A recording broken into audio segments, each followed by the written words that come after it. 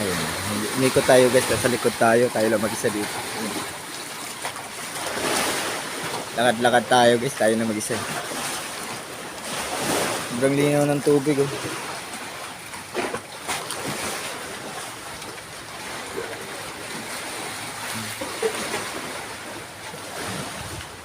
Tayo na mag-isa dito guys. Ayan. Kabila island na naman. Tapos yung kabila. Kaso hindi mapuntahan kasi wala. Nasa likod tayo. Nasa harap tayo kanina eh. Tapos pumunta lang tayo dito sa likod. Sarap dito maligo guys.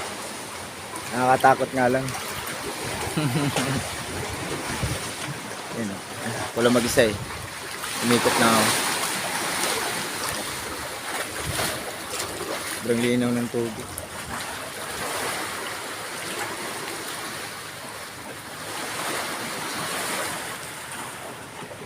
Sarap dito guys, tumambay. Nakakawala talaga ng stress.